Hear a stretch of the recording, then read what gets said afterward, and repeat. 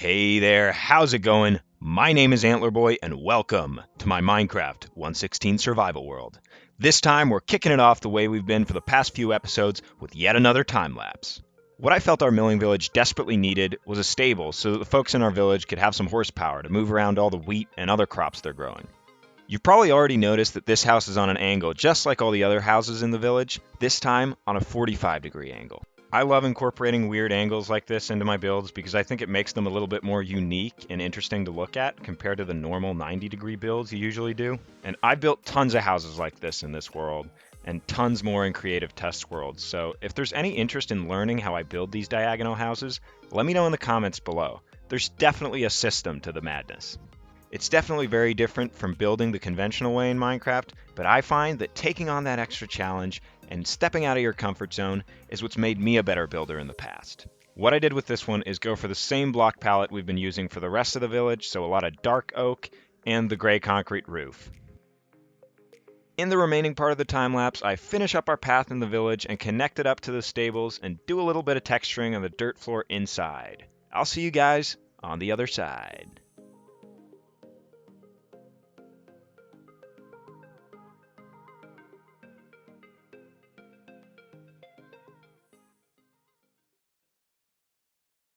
All right, now that we've finished the stables on the outside, I actually took the time to finish the interior off camera as well, since it's so hard to see in replay mod. Additionally, I added some bushes to this place and a little bit of a cart right here just to add some detail to the area and spice it up. But for now, let's check out the inside of the stables and address a big problem that we have. A big problem. Coming through the one gate that's open, you'll notice that there are tons of places to put horses, but yeah, this is where our big problem comes in. We don't have any horses, so that's going to be something I'll have to solve right now. I detailed the area with some hay bales and put these yellow carpets on the ground to signify hay that's maybe fallen out of the hay bales. And coming upstairs, I actually decorated the whole thing up here too. So for now, basically, I just made this a storage area for a bunch of hay, and it added this area where maybe some of the caretakers of the horses could hang out after hours or something. It doesn't really make sense because it would probably smell a lot in the stables, but who knows? It was something I could add. But we're going to have to find some horses, and luckily I actually already have one horse, so I'm going to take you over there and grab him. Luckily I know that there are a bunch of horses right near spawn, so we're going to have to go over there and tame those guys, but for now, let's grab the horse I already have. My loyal stallion has been waiting for me the entire time I've had this world, pretty much. I think I tamed him on day one, and here he is, stuck to a lead on this post where he's been for months and months. You ready to go, buddy? You ready to be set free, or, well, not really be set free, but get a place to stay? An actual roof over your head? There's a lot of animals that need homes in this part of the village, but for now, it's your turn, buddy, and we're going to have to give this guy a name eventually, I guess, but it shouldn't be too hard to get over to where we want to go. He's certainly not the fastest horse, but if you got a name suggestion for this guy, leave it in the comments down below. The reason I came this way and not the way down below is so that we could take a look at our village so far, and honestly, it's looking pretty good from here. It obviously needs some work right there, but we're going to be getting to that in just a sec. Coming down this way, we're going to get to actually use the roads we built last episode. Normally, I get around by flying, but this is a good opportunity for us to just get to use the roads and enjoy the scenery. All right, we're coming up on the stables. You're about to find your new home, buddy, and you fit right through. Well, almost, and there we go. Let's find you some friends. So I know there are a few horses over by spawn, and we're missing 4, so hopefully we can find some. This village is right around where spawn is, and we've got some right here. Let's see if this guy's... Are you already tamed? That's awesome. But we can't get out of here. Okay. This guy's actually really fast too. Now, the one problem is, how do we get back into our world? Stupid problems require stupid solutions. Hey. Let me get this guy and 3 of his friends over to the stables, and I'll see you guys as soon as that job is done. So, our first horse seems to be having a little bit of a party to himself over here. Oh, I guess we ruined the mood. But I actually got a bunch of different unique horses for these different stalls. It's awesome that I finally have an area to keep my horses, and I figure this is where we'll store my saddles, leads, and horse armor in the future too. The main focus of this video is going to be building a large chunk of this mountain and bridging the gap between our milling village and the castle. I've got a pretty good idea of what I want to do with this place, so let's just hope I can create something as good as what I'm imagining in my head. So ladies and gentlemen, grab your snacks and drinks, because it's terraforming time. Hit it. Kicking off this time lapse is a great opportunity to show off my terraforming process.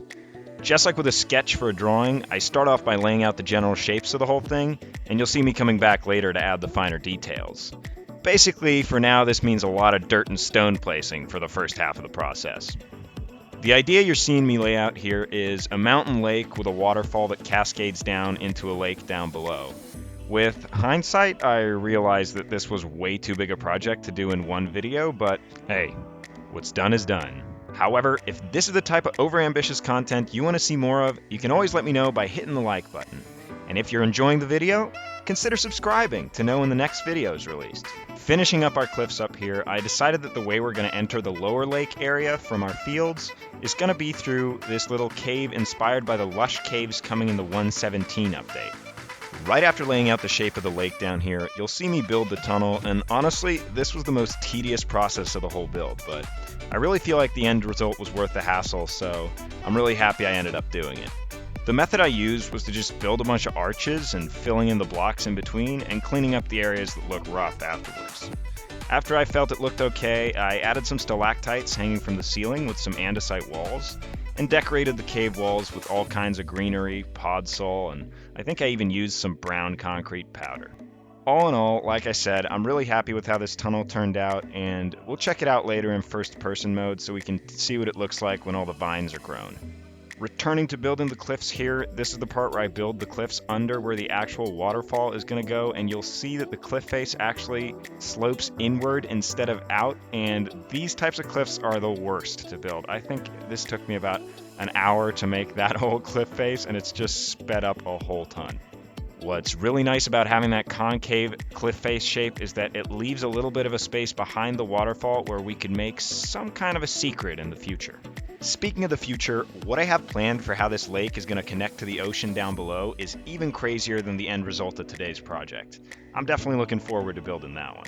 Speaking of how crazy this build ended up, we're getting to the part where the details start coming in, and I'm just going to leave you guys with the trees being built and all the leafage being added to some jazzy music. I'll see you on the other side.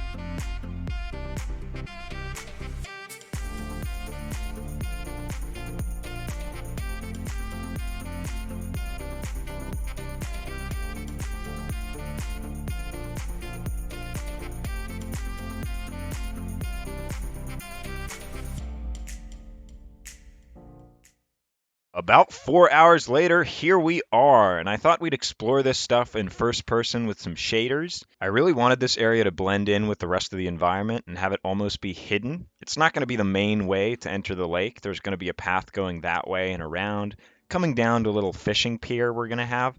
But for now, this is the way to get to the lake, and I think it turned out really cool with all these stalactites coming down from the ceiling and all the vines. I lit it up with some shroom lights under some leaves so it's not completely dark in here. I mean, this isn't in the mushroom biome, so there are going to be monsters spawning after all, which we don't want. And over here, as you get to the lake, you'll see I added these little water lilies with some coral on some trapdoors and some lily pads, and I think they look really, really awesome. especially over by the tree over there. Whoa, so pretty. So I figured we'd just slap down a boat and take a look around, and really trying not to destroy the lily pads over here, but wow. So the plan for this area right here, the reason why there's just this dirt trim around here is because there are going to be waterfalls coming down and flowing into the ocean. And that's going to be a way bigger project than this, so that's going to probably require a few episodes. So over here by our large tree, this is where we're going to be building our docks and our little fishing pier. We will be coming for you. I did put some of these lily pads up over here too, and I think it looks awesome, but I feel like it would be illegal if I didn't do this. Overall, I'd say I'm super happy with everything we managed to achieve here today, and yeah, I'd just like to thank all you guys for watching. So until we see each other next time, have a good one.